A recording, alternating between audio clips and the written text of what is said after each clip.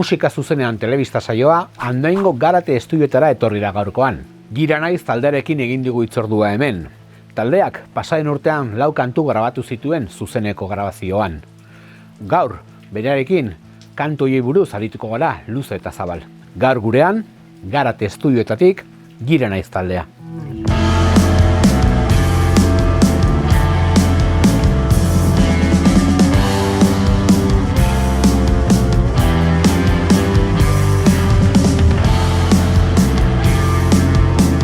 Gira naiz taldeak 10 urte bete ditu musika errepidean. Taldearen iragana eta oraina ezagutzeko taldeko Andoni, Alexander, Iñaki eta Imanolekin bildu gara. Elkarrizketa honetan Mikel falta da. 10 bat urteko ibilbidea izan da gurea. Naiz eta hori esango genuko zerbait ofizialki esaten den zerbait dela, hasierak ez dakizkigu seguru noiztian, azkenen prozesua da eta zerbaitetan bihurtu zen arte behintzat, hori. Esan dezagun 10 bat urteko ibilbidea daukaula. Orduan, guk horieko talde bat, rock instrumentala egiten duguna, eta nire izan doni, Imanol, Iñaki, Alexander, hemen falta zaigu bere bai Mikel, bajista.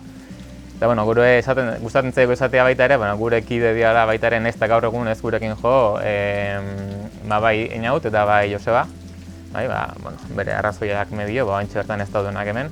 Hasi ginen pixka prozesua, lehena komentatu eten prozesu baten ondorioz, lehenengo lan atera genuen, instrumentala izan zen lehenengo hori hasieratik. Azkenean autu voluntario bat izan zen, baina hasieran esan behar da kantatzen genula. Eta, arrezkeoz, pixkat gure historia pixkat izan da zertzela baka, ez? Pixkat ez da izan 10 urte aktiboak izan, ez dira izan. Hori, esan dutena, zertzela bak izan dira gure historian osagai nagusitako bat, ez?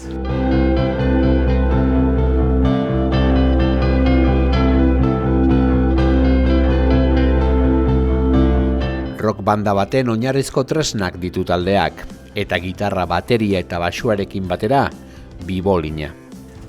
Hasieratik bai izan zara ez ohiko ahots klase bat edo mezu bat adieraztezuna, baizik eta ahotsa beraren instrumentu bezala askoz gehiago ikusten genuen. Ez dakit konparazio jokia da, baina lagoak egiten zuen bezala soinu batzun bila joan eta asmatutako hizkuntza bat ere bazen boladaka eta hortik tira genuen eta pixkanaka pisua galtzen juntzan ahotsarena. Euki genituen lehenengo diskoan ere badaude polifoniak esango nuke ahotsarenak, baina hori ere juntzan desagertzen eta oso natural bizi izan dugu hori. Eta hori ez da guretzako zerbait traumatikoa izan edo, erabaki kostentea ez dugu inoiz erabaki, ahotsik ez dugu sartuko, hori ez dugu inoiz pentsatu, baina joan da pixkanaka pisua galtzen da, esan duna, berba da, polifonia horiek edo hildona ahotsak ematen hildo nagusi hori beste instrumentu batzun bidez gauzatu da edo. Gure parte da biolina zerbait natural bezala ikusten dugu gaur egun, akaso kanpotik begiratuta izan daiteke ezaugarri berezitako bat, taldearen ezaugarri berezitako bat, guretzako zerbait naturala prozesu baten parte izan delako eta hasieratik egon den elementu bat izan delako, ez. Eta ez da inoengo momentutan izan ahotsaren ordezko bat.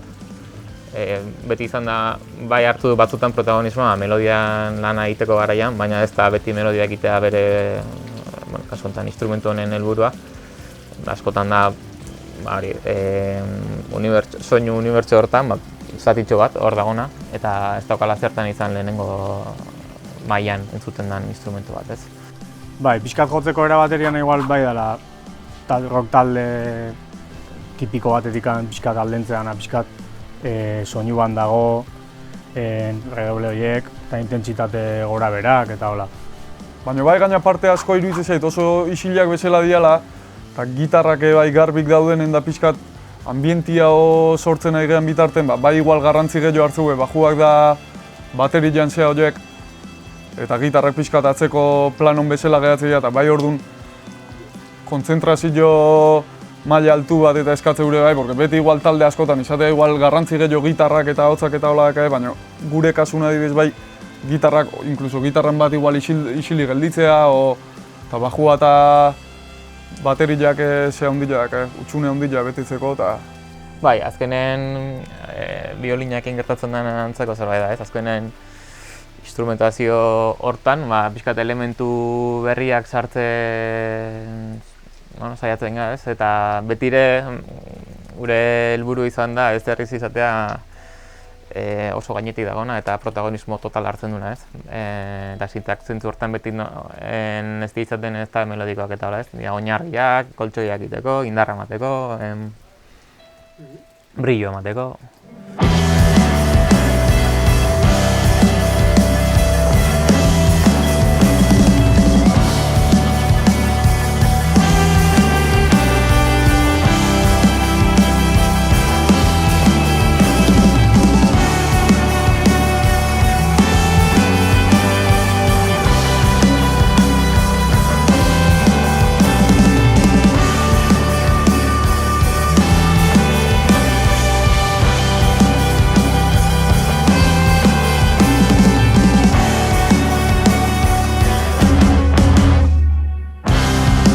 Taldearen lehen diskoa CD formatuan ikusi zuen argia, 2011 urtean. Geroztik, kaleratu dituzten lan guztiak formatu digitalean argitaratu dira. Nik uste gehiago dela ere igual entzulia iristeko moduagatik, no? Formato fisikoan atera beharren, ez tekit atera genitun kasu honetan laukanta, beste modu batean nahi genitun atera, eta bai atentzioa daitze segun hori kanta denak zuzenen, irudilare bai barne eukita, hola, zuzeneko emisio bat bezala grabatzeko.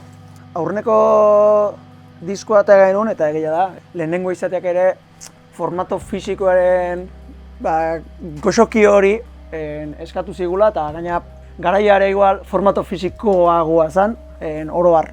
Nik uste, zerbait berria atatzeunen, zerbait berria eskaini nahi dugula, ez lehengo gauza bera ere.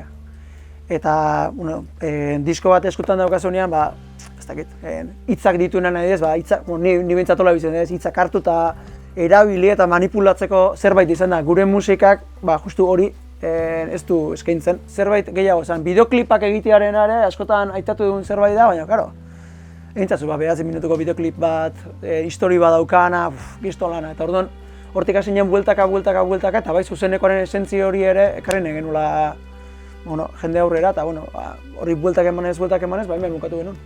Digitalen bukatu den honetan, alde batetik zuzenekoa dago eta beste bat ikusi dago denbora honetan, irudia lantzen duten jendeak erabili izan duela gure musika bere irudia jazteko, ez? Eta horre ikusi dugu gure espazio bat, ez? Orduan, digitalizate horrek lagundu digu jendeak ere bai gu errexago bilatzea, ez? Azkenen, hasierako diskotik konturatu ginen baita, plataformetan igoen musika, entzunaldi askoz gehiago zazkoala plataformetakoak eta esango nuke gaina instrumentala izatean ez zala mugatu gure inguru ontara, ez? Baita ere azkenean entzunaldiak mundu guztikoak ziala, ez? Eta bilatzen genituen gure besteak bideotan daula, ez? Eta hortik aurra ere bai, hori mantendu nahi genuen, ez?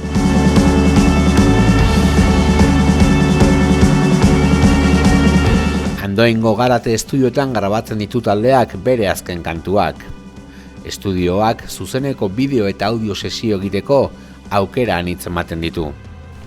Haitu ginen komentatzen estudio ezberdinak, Neinaut Gaztainagan estudioa adibidez, baina lekuz da justu xamar biliko ginala, gero haitu ginen Orion Gaztetxean egitea, leku ezberdinak planteatzen, eta tarten atera zen Garate estudioa, bisualki oso polita dalako, eta gero soinu berezi hori, analogiko nengo bertako mai berezi honengatikan, da lekuagatikan, da dana. Eta gainera nik esango nuke gure erronka nagusiena ere, talde bezala pixkat izan zala hori. Ozen kantuak talde bezala funtzionatu bezala, bildur puntu horrekin etorri ginean, neurri baten, bildurra edo kezka puntu horrekin funtzionatuko zuen, ze makigu ez da, lokalen ere bat funtzionatzen dute, eta hauek jende horrean bai eman genitula batzuk, baina ez genukan ez da ere feedback hori oso garbi. Dauden bezala aterako dira, konstiente ginen baita ere hor akatzen batzuk jungo ziala, eta hori ere, nahi genu, realismo hori ematea, esan den bezala zuzenekoen esentziaren hemen genuen, eta zuzenean, hemen bezala gure akatsak egingo ditugu. Horietatik bi kanta, lehenuo ja bere garaien igual Kazalisekin grabatuko genitulare bai hor bueltan bagabiltzan, baina azkenen erabaki genunen ja zuzeneko hau grabatzia, saio hau grabatzia, erabaki genuen beste 2 kanta sortuko genitula, eta azkenen dana egun berdinen, grabaketa berdinen sartuko genuela.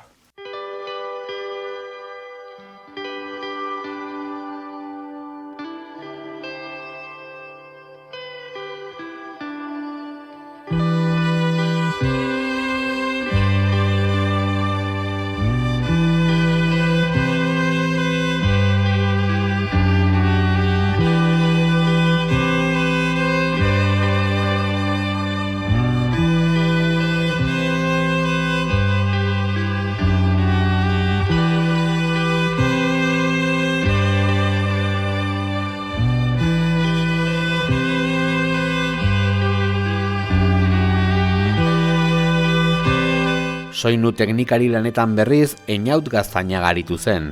Ondoan, Martxel Arkarazu izan zuen. Lehenengo atera zen izena izan zen Einautena. Garbi genuen berarekin nahi genuela grabatu, aurrekoak esperientzia duko genitu Mikel Kazalisekin, txapekin ere bai. Eta nahi genuen beste zerra bilatu ere bai, ez? Eta Einauten azken lanak eta entzun da genituen ere bai, eta gustatzen zitzaion, adiez Madalenekin entzun lana, eta ez da gure soinu berdina, baina haiek ere instrumentaletik datoz, da hortik aurrera hasi ginen beste bilaketak, ez? Eta guk garrantzia eman genion soinua ona izateari, ez? Eta hortaz estudioa bilatu genuen, eta dudei gabe hemen aproposena garrati izango zela pentsatu genuen. Einaute gontzan hemen gurekin grabaketetan, Martxelekin batera bilak ontzian soinu teknikari bezala. Guk konfiantza guztia jarri genuen berarengan, ez? Guk gure soinu ekarri genuen, eta printzipioz berak ez zigun ez dara soinu hortatik aldendu. Lortu zuena zen gure soinu hori hobetzea, ez? O maximizatzea edo zuku bateatzea, ez? Kantu batean bada gonbidatu berezi bat. Mikel Kazaliz taldearen diskoa grabatu izan ditu urteak atzera, eta taldearen zuzeneko teknikaria ere izandakoa da. Honakoan ordea, gitarra jole moduan aritu izan da estudioan. Mikelekin harremana, urte batzuk atzera jo berko genuke noiz hasi genuen, bere filenera ginela urte batzuk ere badira aurrenekoz. Grabatzeko beste modu bat ere bilatu genuen, erosotasun handia eman ziguna. Batzutan izaten, soinua bilatzea, kasu honetan berarekin tratuan eta lan egiteko moduan eta oso bertako oso etxeko hartu gintuen. Eta horrek harremanak aurre jarritu zen, gero zuzenekotan ere teknikari bezala izan da, 2 baino gehiagotan gurekin, eta hori harreman hori hor genukan. Eta gero, orain bakigu Mikele azken aldeko bizitza nola izan den, eta kaitza eta nola izan duen, eta proposatu genion ia kanta batean ez teknikari bezala baizik eta bat gehiago bezala jo nahi dute zuen, eta bere zalantzekin baietz esan zigun, eta oso ondo atera zen, eta berak hala entzun izan diot, eta nik uste konpartitzen duela magia sortu zen, momentu batean magia sortu zen, eta kiston pareta bota zigun gainera, pum, hemen dator Kazaliz, ez? Taldearen kantuak iraupen luzea dute, eta garapena bertan handia da ere. Bidai musikalak dira kantuak, eta bertan improvisaziorako tokirik baote den galde egin diegu. Askotan pasatzen zaiguna da, eta nik uste bidaia esan dezuna ez entzulientzako bakarra, bezite jotzen zabiltzanean bidaia baten sartzea, eta batzutan oso gustua zaude, eta gauze berdinari buelta eta buelta kontuetzako 5 minutu jontzaizkizu. Eta askotan erabakiak hartu behar izaten dira, nire hortian hau ez ondo zegoen, baina pixkate nahikoa da. Eta goazen kantari beste pauso bat ematera, eta goraberak planteatzera, zuk esan dezu, askotan jogera izan da beti oso sua behaztea, eta kantak arrankatzeko bere denbora bat behar izan dugu. Goazen goitik astera edo. Eta gero gola hasten zera, eta justu alderantzizkoa bukatzen duzu, ez? Baina, gutxienez jarrera bat badago kantak egin aurretik, zerbait proposatu nahi izatekoa edo. Eta hori, gero noiz bukatzen den eta askotan korputzak eskatzen du. Nik usteet improvisazioan gehiago igual ensaiotan da, sormen lanen gure zean behintzat sortzeko modun behintzat improvisazioak pixu handila sortzeko momentun dakala, ez? Improvisatzen jutegea eta igual gustatzen zaizkigun parteko zer gauza, hori bai hobetzen da lantzen jutegea, baina improvisazioa beha nik usteet kontzertutan da baino gehiago normalen garbi eukitze du kontzertuta eta jutegeanen norbeak zein dan jo ditun gauzak, o ze inberdeun, gehiago hori nik usteten saio lokalen izateala eta sortzeko garaien izateala. Eta gero gustatutako ideiak landu eta hobetzen jun.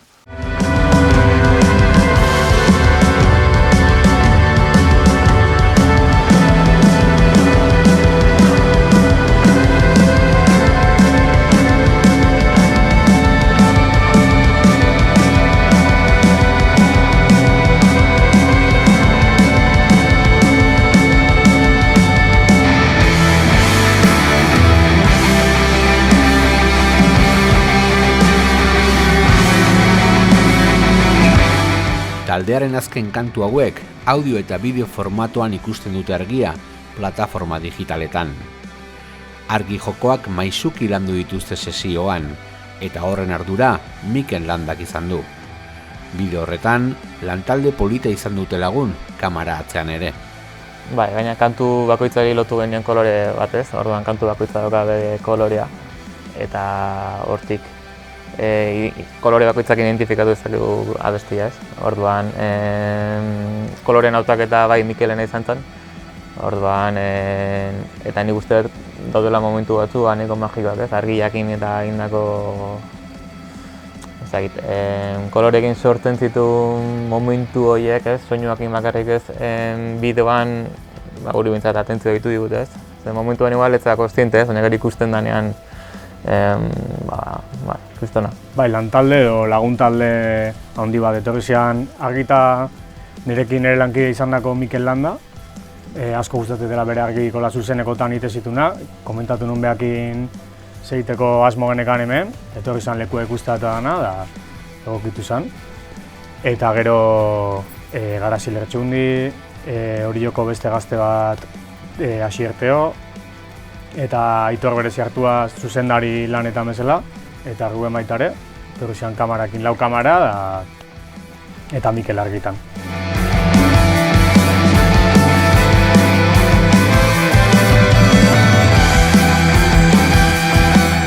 Zuzeneko emanaldiak eskaini nahi ditu taldeak orain, eta 10 urte eta gero zer galderari argiki erantzun diote.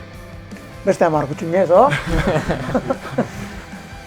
Lehen handunik esatezun, oso bulkadaka bezala funtzionatu talde bat izan dela, eta aurrera begira ere hori, ez dugu presarik, ez dago geratzeko asmorik, orduan ikusiko da nola guazen.